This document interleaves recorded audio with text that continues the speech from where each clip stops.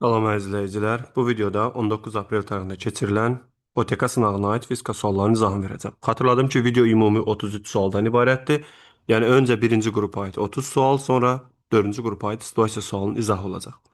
Bu gün olan yeni abituriyent sınağının da izahını paylaşmışam. Həmçinin bu gün olan fən müsabiqəsində izahını paylaşacağım.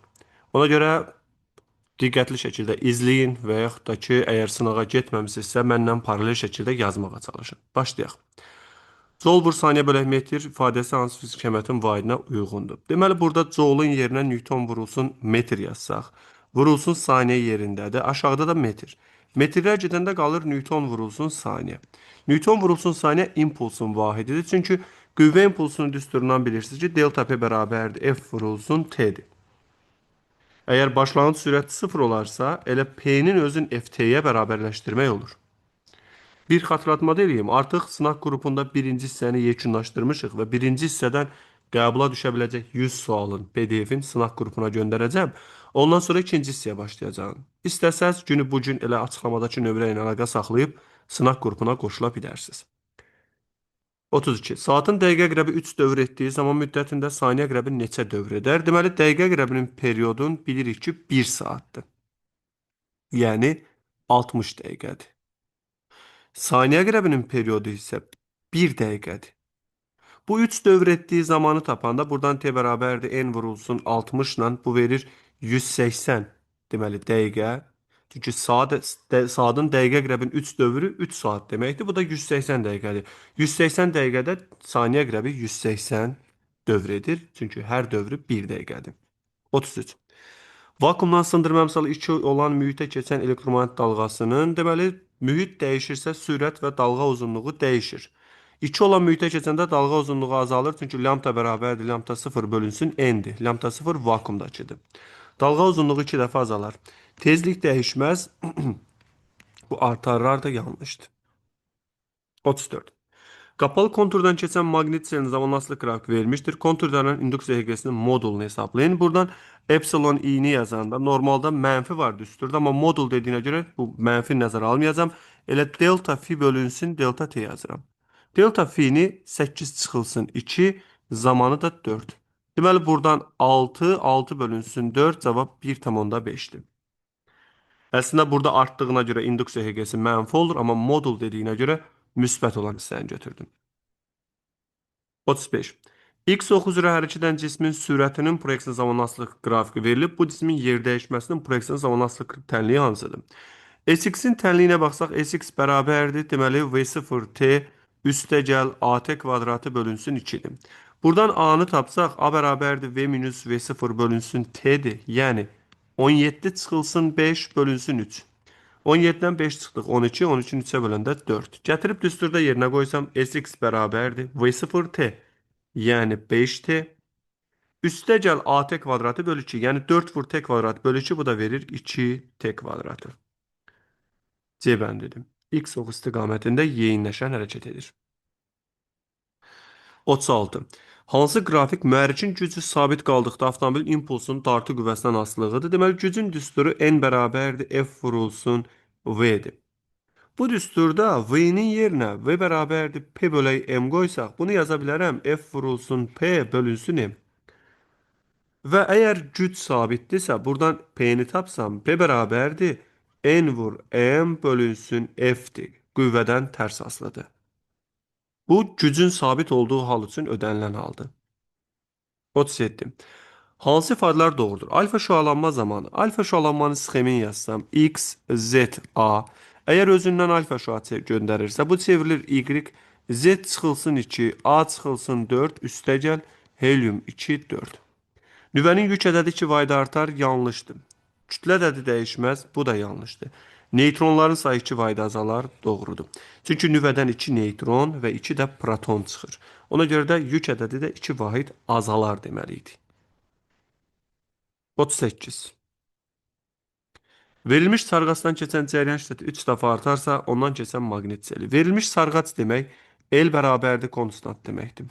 L sabitdirsə, maqnit selinin düsturu fi bərabərdir L idi. Əgər cəryan şiddətini 3 dəfə artırsaq, bu da 3 dəfə artacaq. 39. Tutumu 2 mikrofarad və 4 mikrofarad olan bərabər olan kondensatorlar sabit cəryan mənbəyinin şəkildə kimi qoşulmuşdur.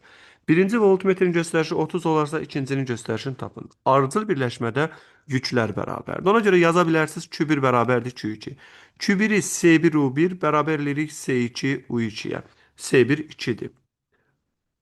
Deməli V1 30-dur. S2 4-dür. V2-ni də olduğu kimi saxladım. Buradan V2 bərabərdir. 60 bölünsün 4, yəni 15. Tutum 2 dəfə artdığına görə gərginlik 2 dəfə azalır. Sualı başqa formada bura bir dənə əlavə voltmetr qoşub soruşsaydı, o da ikisinin cəmi olardı. İstəsəz bu sualda bunu da yaza bilərdiniz. U1 bölünsün U2 bərabərdir C2 bölünsün C1-ə. Yəni ardıcıl qoşulmada, ardıcıl birləşmədə kondensatordan gedir söhbət. Kondensatorun ardıcıl birləşməsində tutumla deməli gərginlik bir-biri ilə tərs mütənasibdir. Tutum artanda gərginlik azalır. 40. Riyazi rəqqas 0,3 sinus 4 pi-t çıxılsın 0,25 pi qanunu ilə rəqs edir. Rəqs periodunu tapın. Baxın, burada bizim lazım olan budur.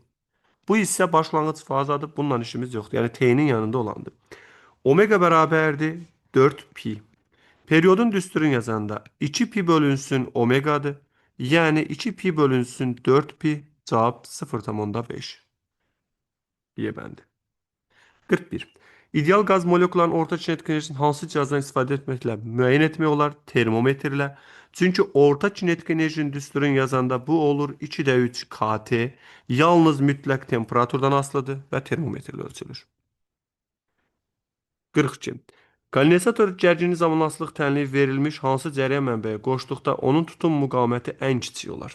Tutum müqamətinin düsturunu yazsaq, x-ə bərabərdir 1 bölünsün omega s-dir. Kondensatordur. Burada biz omegalara baxmalıyıq. Omega artanda tutum müqaməti azalır. Ona görə cavab olacaq C bəndi.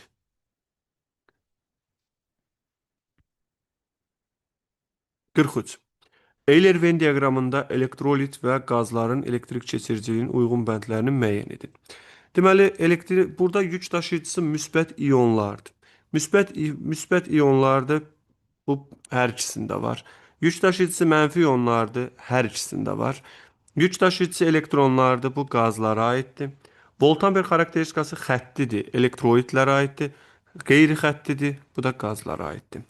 4, birinciyə 4, ikinciyə 3, 5, üçüncüyə 1, 2. Hər ikisinə aid olan müsbət mənfi iyonlardır. 44. Verilmiş naqildə cəryan şiddəti onun uclarındakı gərginlikdən asılı qrafiki verilmişdir. K nöqtəsinə uyğun cəryanın gücünü hesablayın. Deməli, cəryan şiddətinin gərginlikdən asılılığıdır. Burada baxırıq, düz asılıqdır. 40 olanda 4-dürsə, deməli 20 olanda olacaq 2. Çünki verilmiş naqil deyirsə, R bərabərdir, konstantdır. R konstant olanda I ilə U bir-biri ilə düz mütənasibdir. Yəni dövrə hissəsi üçün ohm qanununa görə. Və bu sualdan istifadə edib biz gücün düsturunu yazsaq, P bərabərdir. IU düsturundan 2 vurulsun 20 cavab olur. Deməli 40 watt. Y bəndi. 45. Sabit temperaturda verilmiş kütləli, doymayan su buxarının həcmi azaldılmışdır. Bu prosesdə buxarın sıxlığı və moleküllərin orta kvadrat sürəti necə dəyişər? Sabit temperaturdur, doymayan su buxarıdır, həcmi azalmışdır. Bu prosesdə buxarın sıxlığı artacaq. Çünki doymamış buxar ideal qaz qanunlarına tabedir. Rho bərabərdir M bölü V-dir. Əgər V azalırsa, Rho artır. Həcm azalırsa, sıxlıq artır. Buna görə sıxlıq artarlara baxıram. Gəldiyi orta kvadratik sürətə V-nin düsturu V bərabərdir kök altda 3 RT bölünsün M və yaxud 3 KT bölünsün M0. Burada verilmiş kütlə olduğuna görə, kütlə dəyişmədiyinə görə orta kvadratik sürət və temperatur da dəyişmədiyinə görə orta kvadratik sürət dəyişməz. 46. Müxtəlif kütləli iki peyk yer ətrafında eyni dairə və orbit üzrə orbitdə dövr edirlər. Peyklər üçün hansı fiziki kəmiyyətlərin qiymətləri eynidir? Deməli, eynidir. Qiymətləri bərabərdir. Müxtəlif kütləlidirsə bunların impulsları eyni ola bilməz. Çünki impulsun düsturu P bərabərdir mv-dir. Kinetik enerji eyni ola bilməz. Çünki kinetik enerjinin də düsturu mv kvadratı bölünsün 2-dir. Yəni kütləsi fərqlidirsə fərqlidir, amma eyni radiusda hərəkət elədiyinə görə, radiuslar eyni olduğuna görə sürətlər bərabərdir. Sürətlər bərabərdir və dövr etmə periodları da bərabərdir. Ona görə cavab 1 və 4-dür. Çünki peyçlər üçün belə bir şey də yaza bilərik. Yaza bilərik ki, R1-in kubu bölünsün R2-nin kubu bərabərdir. T1'in kvadratı bölünsün T2'nin kvadratıdır. Yəni radius eynidirsə, bunların periodları da bərabərdir. Eyni ilə sürətləri də bərabər olur. Çünki eyni orbitdə fırlanırlar. JR düsturu ilə, kök hətta JR ilə də baxa bilərik. Amma kütlə fərqli olduğuna görə burada impuls və kinetik eyni ola bilməz. 47. Bir-birinə paralel qoymuş iki turmalin kristalının simmetri arasındakı bucağı 60 dərəcədir. Bucağı necə dəyişmək lazım ki, işığın intensivliyi sıfıra qədər azalsın? Sıfıra qədər azalmaq üçün bucağın 90 dərəcə olmağı lazımdır. Yəni kristalların bir-birinə perpendikülər olmağı lazımdır. 60-dır, 30 dərəcə artırmaq lazımdır. 48. İçərisində buz, su olan qab soyuducunun dolabından çıxarılır. Otaq şəraitində həmin bu su sisteminin temperaturu ölçülür. Hansı qrafik qarışığın temperaturun zamanın asılılığına uyğundur? Bu su sisteminin temperaturu 0 dərəcədir. Burada 10 dəqiqəyə buz su olan qab. Buz su varsa, deməli burada temperatur 0-dadır. Suyun donma temperaturu 0 dərəcə olduğuna görə otaq temperaturuna gətirdik. Bu müəyyən dərəcə, yəni buz əriyənə qədər, buz tamamilə suya çevrilənə qədər temperatur dəyişməyəcək. Daha sonra isə artıq temperatur başlayacaq artmağa. Çünki tam əriyib bitəndən sonra olacaq. Ona görə cavab C variantıdır. Məsələn, E variantı, D variantı bunlar mümkün deyil. B də mümkün deyil. Çünki buz su olan qab soyuducunun dolabından çıxartdılar. Soyuducunun dolabında buz və su varsa, deməli artıq su donmağa başlayıb. Temperatur sıfırdadır. Donma hələ bitməyib. Sıfırdaydı temperatur. Onu qoyduq, isindi, otaq temperaturunda isinir. İsindiyinə görə buz başlayır əriməyə. Buz tam əriyib suya çevrilənə qədər temperatur dəyişmir. Tam əriyib çevriləndən sonra isə ikisi bir yerdə qızır.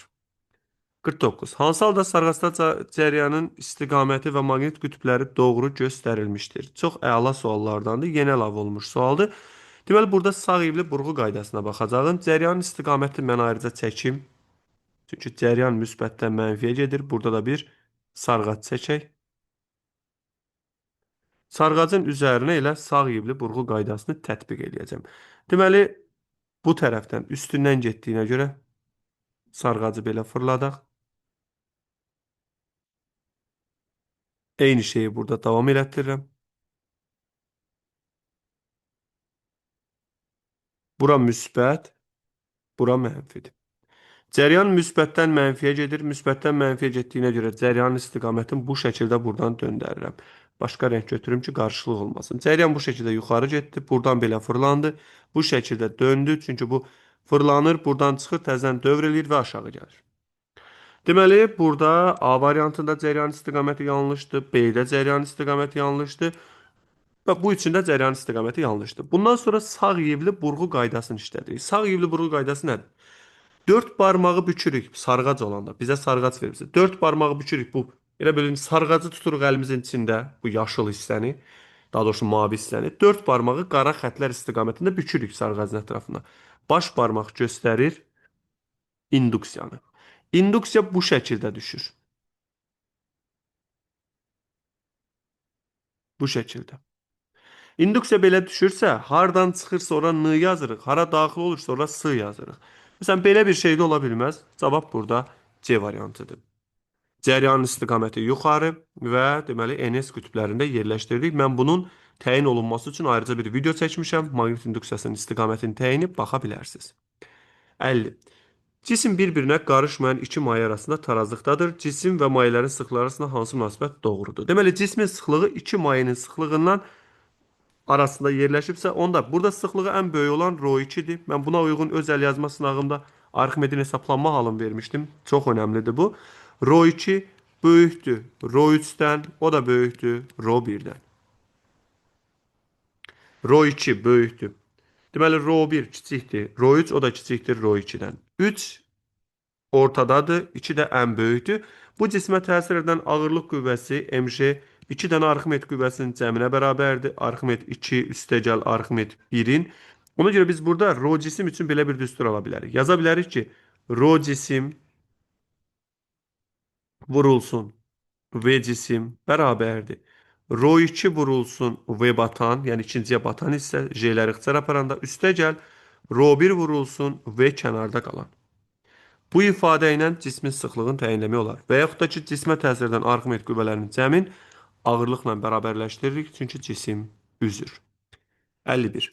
Lift kabinəsində isladan maye kapilyar boru şaquli vəziyyətdə. Lift necə hərəkət etdikdə bordakı mayenin səviyyəsi sükunətli olan liftdəki qədər olar. Yuxarı doğru bərabər sürətli getsə olar, çünki bərabər sürətlidə A bərabərdir 0-dır. Onda da eyni olacaq. Yuxarı doğru bərabər yeyinləşən olsa fərqli olacaq. Aşağı doğru bərabər sürətli olsa olar, bir də 3-dür. Aşağı doğru bərabər yeyinləşən olmaz. Çünki deyir ki, eyni olsun. Eyni olmaq üçün sükunət halında və bərabər sürətlidə 2 sigma bölək rho j r-dir. Ona görə bərabər sürətli hərəkət etdiyi halları götürdük. Cavab 1 və 3-dür. 52. İşığın şüşə prizmada yolu göstərilmişdir. Şüşə hava sərhəddi üçün tam daxili qayıtmanın limit bucağını hesablayın. Bu da mənim öz əlyazma qaydamda götürdüyüm xüsusi suallardan biridir. Burada bu tip sualda deməli 42 dərəcə buradırsa, biz tam daxili qayıtmanın limit bucağını deyir. Bu bucağı soruşur bizdən. Çünki alfa sıfırdır. Niyə buna limit bucağı deyirik? Çünki şüaya baxırıq ki, səthlə gedir. Beta bərabərdir 90 dərəcədir. Elə limit bucağı nədir? Sınma bucağının 90 dərəcə olduğu hal. Buradan alfa sıfırı tapanda alfa sıfır bərabərdir 90 çıxılsın 42. Daha doğrusu üzr istəyirəm. 42-nin özü olacaq elə. Çünki 90 çıxaq 42 dediyimiz bizə bu bucağı verir. Buradakı bucağı. Buranı verir, deməli 48. 48 dərəcə buradırsa, bizə lazım olan alfa sıfırdır. Alfa sıfır ilə 48 dərəcənin özü olacaq. Üzr istəyirəm yenə. 42 dərəcənin özü olacaq. Çünki məsələ nədir burada? Üçbucağa fikir versəz, biraz fərqli formada, böyük formada burada çəkim. İşıq şüası bu formada düşüb və buradan gedib. Sınma bucağını qeyd edəndə, sınma bucağı perpendikulyarla arada qalan bucaqdır. Yəni, bax, bu bucaq sınma bucağıdır. Düşmə bucağı isə buradır. Biz bunu axtarırıq, alfa sıfırı. İndi buranı əgər 48, daha doğrusu 42 dərəcə veribsə, bura 48 olur. Çünki ikisini toplayanda 90-ı verməlidir. Amma bizə lazım olan bu bucaq olduğuna görə bu bucağı tapdıq elə 42 dərəcə.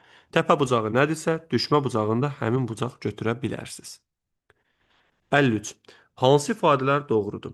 Düz xətlər işlən cismin sürətinin proyeksiyasının zamanasında qraf verilmişdir. Cismin kütləsi 3 kiloqram olarsa, əvəzləyici qüvvə hərəkətin əksinədir, yanlışdır. Çünki cisim yeyinləşirsə, əvəzləyici qüvvə hərəkət istiqamətindədir.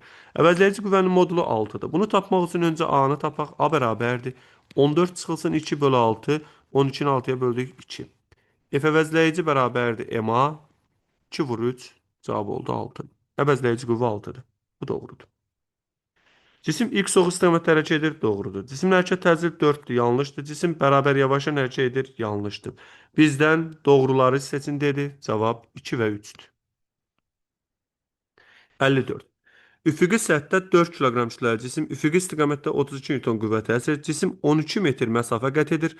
Başlanğıc sürəti 2 olarsa cismin son sürətini hesablayın. Sürtünmə qüvvəsi nəzərə alınmır. Buradan S verilib. S-in bu düsturun işləyəcəyin S bərabərdir. V kvadratı çıxılsın V sıfırın kvadratı bölünsün 2A. A-nın yerinə F böl M qoyanda bu düsturu bu şəklə gətirib çıxara bilərəm. Deməli, V kvadratı çıxılsın V sıfırın kvadratı 2 F buradadır, M də burada. Çünki F böl M qoyanda M qalxdı yuxarıya. Bu ifadədən V kvadratı çıxaq V sıfırın kvadratı bərabərdir. 2S vurulsun F bölünsün M'dir. Yəni 2 vurulsun S'in yerinə 12, F'in yerinə 32 bölünsün M 4'tür. Burada 32 4'e böləndə 8. Bu oldu 16 vurulsun 12.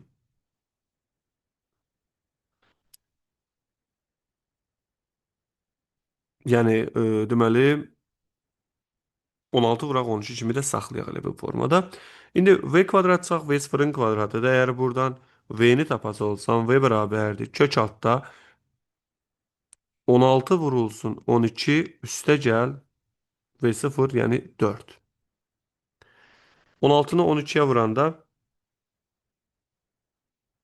deməli bu eləyir 16-nı 12-yə vuranda bu elədi 192 üstə də 4 gələndə oldu 196. 196-dan da kök alsaq cavab olacaq 14. Çox önəmli suallardandır. Yəni əsas önəmli olan tərəf odur ki, burada biz s-in v kvadrat çıxaq və v0-ın kvadratı bölünsün 2a düsturundan istifadə elədik və a-nın yerinə f böl m qoyduq. Niyə bu düsturu işlədirik? Çünki bizə s-i verib. Çünki v-ni tapmağın başqa üsulları da var. Amma s verdiyinə görə sırf bu üsulla getməliyik.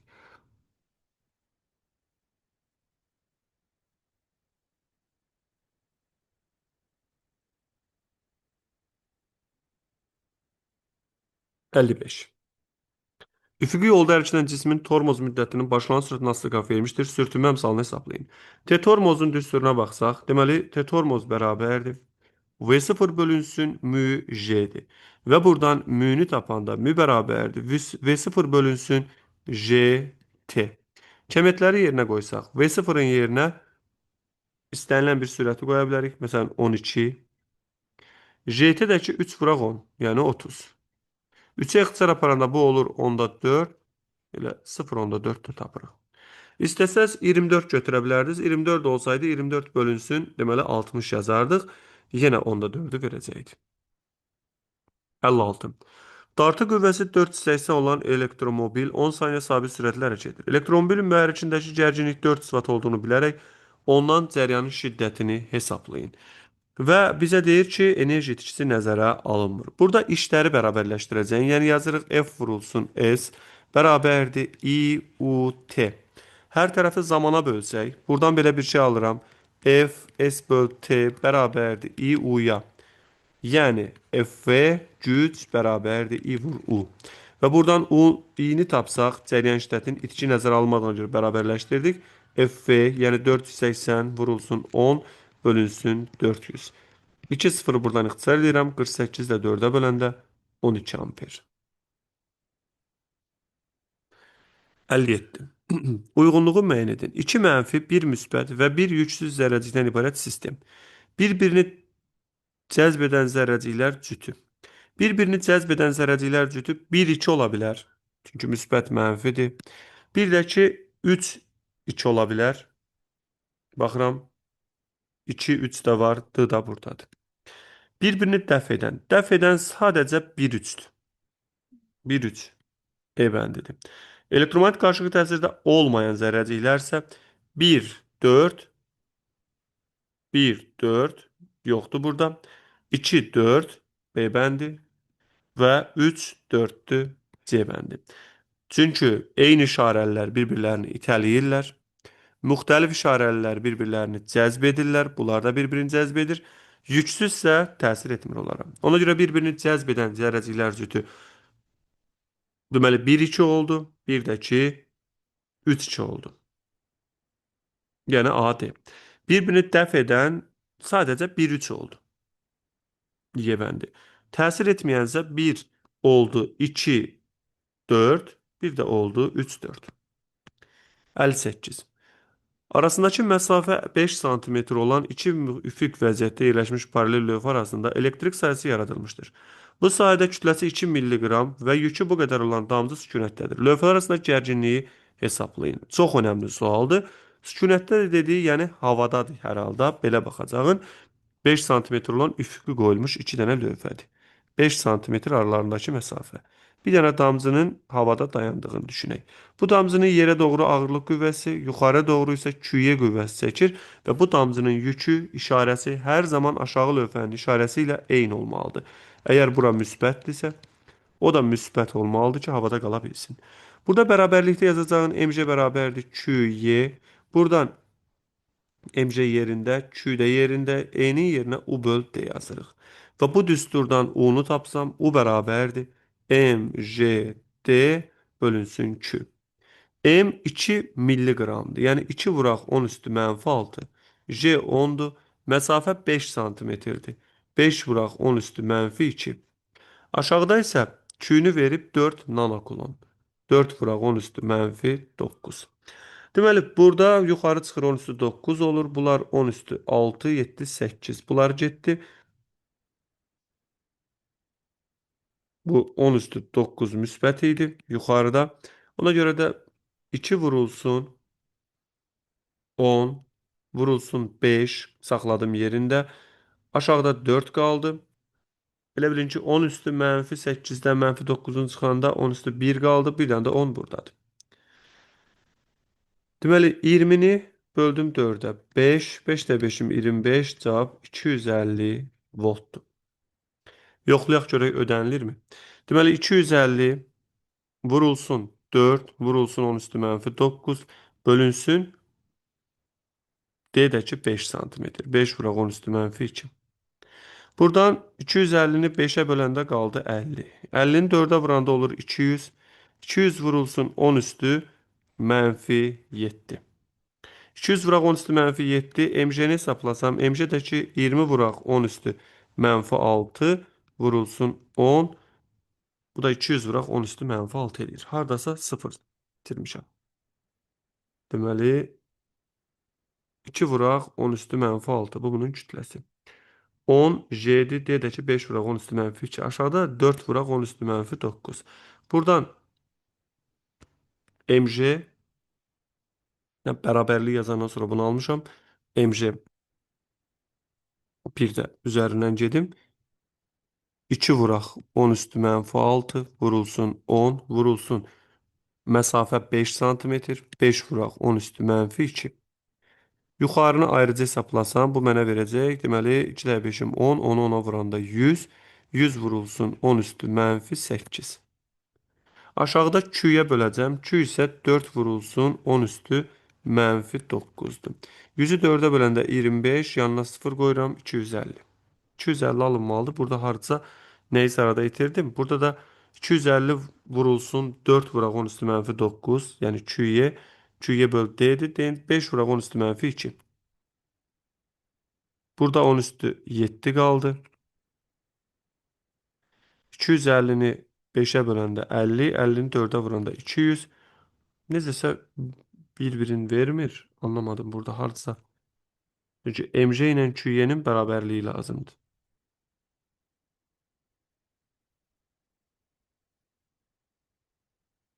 Aha. MJ doğrudur. Doğrudur. Cavab elə belə olacaq. 250 voltdur. Çünki 2 vuraq 10 üstü mənfi 6-nı 10-a vuranda bu verir 20 vuraq 10 üstü mənfi 6 ya da 200 vuraq 10 üstü mənfi 7. Elə də verəcək. Yəni cavab 250 voltdur.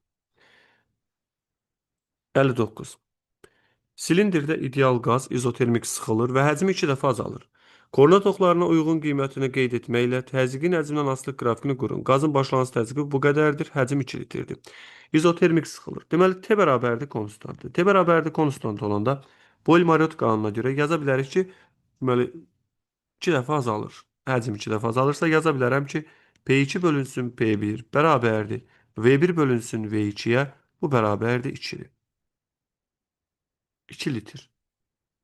Və burada P2-ni tapsaq, P2 bərabərdir 2P1-ə, o da bərabərdir 200 kilopaskala. Yəni həcm 2 dəfə azalırsa, təzyiq 2 dəfə artır. P-nin V-dən asılı qrafikini quracağın. Bu qrafikdə tərs asılı qrafik olacaq. Çünki izotermikdə P V-dən tərs asılıdır. Məsələn, burada V1 2 litrdir. Başlanğıc həcmi. Buna uyğun olan təzyiq 100 kilopaskaldır. Buranı litrlə götürək, buranı da kilopaskalına. Sonra həcm 2 dəfə azaldı. Yəni həcm oldu 1 litr. Təzyiq olur 200. Proses izotermik sıxılmadır. 60. Elektromagnet kran dəmir, mis və alüminium qırıntılardan ibarət qarışıqla işləyir. Kran əsasən hansı qırıntıları cəzb edir və hansıları cəzb etmir? Bunun səbəbini maddələrin maqnit xassələri ilə izah edin. Deməli, kran əsasən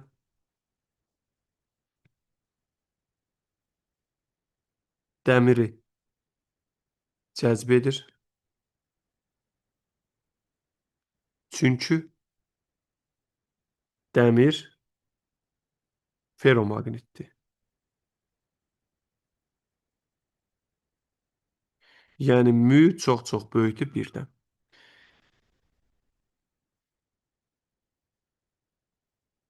Alüminium və misi isə alüminiumu zəif cəzb edir. Çünki paramaqnitdir o.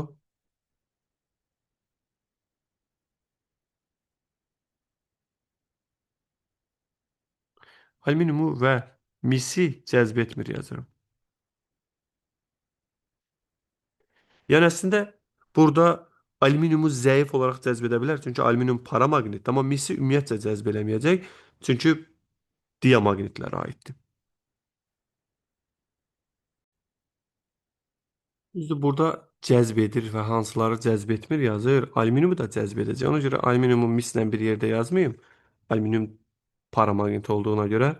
Birincisi dəmir cəzb olunur. Çünki dəmir ferromaqnitdir. Deməli, alüminium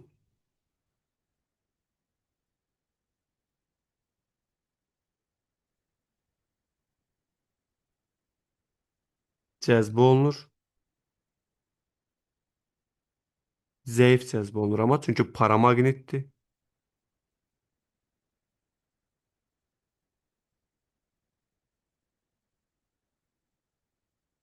Alüminium üçün mü böyükdür birdən. Mis cəzb olunmaz.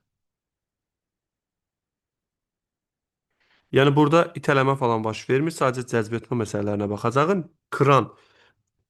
Buradakı kran elektromaqnit krandır. Ondan elektrik cərəyan keçəndə elektromaqnitə çevrilir və o ferromaqnitləri özünə çəkir. Çünki ferromaqnitlərin maqnit xassəsi güclüdür. Alüminium cəzb olunur. Çox zəif də olsa cəzb olunur. Çünki alüminium da paramaqnitdir. Amma mis cəzb olunmaz. Çünki mis deməli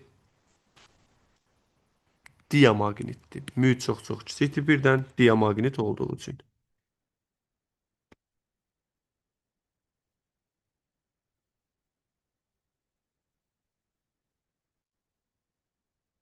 Beləcə birinci qrupa aid suallar yekunlaşdı. İndi dördüncü qrupa aid suallara baxırıq.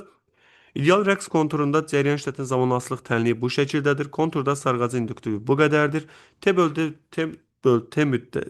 4 müddətində kondensatorun enerjisi necə dəyişdiyin səbəbini izah edin. Deməli, burada rəqs konturunda cəryan şiddətin zamandan asılılığına baxıram. İ-nin T-dən asılığı sinusoid bir qrafikdir. Belə olanda elektrik sahəsi maksdan gəlir. Ona görə də W elektrikin zamanın asılığı, yəni 1/4 müddət T müddətində cəryan şiddəti artdığına görə maqnit sahəsinin enerjisi azalacaq. Daha doğrusu elektrik sahəsinin enerjisi azalacaq. Elə bunu bu şəkildə də yazırıq. Bir saniyə. Çünki izah eləməliyik bunu. Səbəbini izah edin deyir. Yazırıq ki, ilk T bərabərdir. T böl 4 müddətində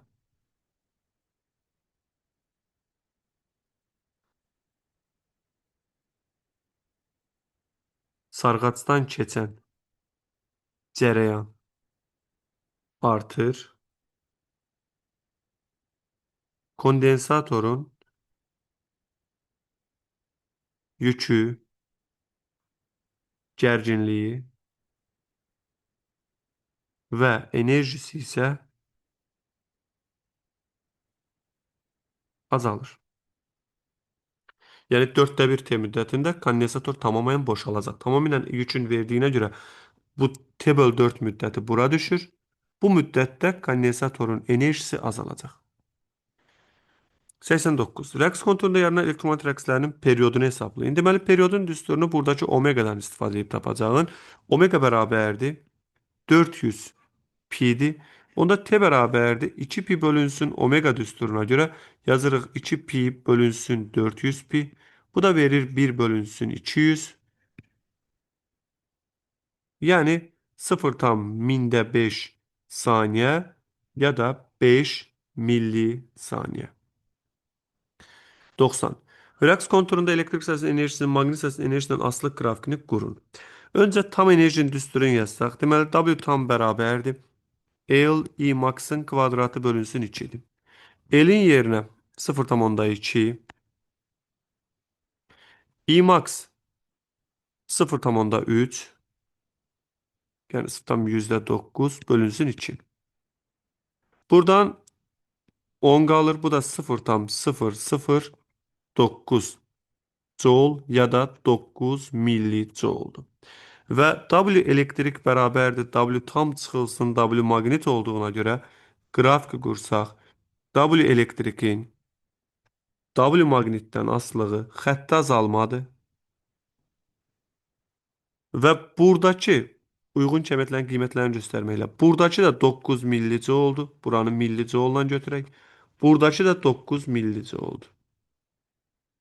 Yəni qrafikin üzərində 9-ları qeyd eləməlisiniz. Çünki deyir ki, uyğun qiymətlər üzərində qeyd eləməklə. Tam enerjini L I max'ın kvadratı bölü 2 ilə tapdım. Bu düsturu əsasən tapdıq ki, tam enerji 9 millijoule-dur. Sonra gətirdik, qrafikdə yerinə qoyduq. Çünki bu tənlikdən görürəm ki, maqnit artanda elektrik azalır. Beləcə 19 aprel tarixində keçirilən OTK sınağını 11-ci sinif üçün izahını yekunlaşdırdım. 10-cu sinifində izahını sizinlə paylaşacağım. Yenə də qeyd edirəm, ətraflı sınaq qrupu haqqında ətraflı məlumat açıqlamada var. Onu oxuyaraq oradakı nömrə ilə əlaqə saxlaya bilərsiniz. Sağ olun, növbəti videolarda görüşənə qədər.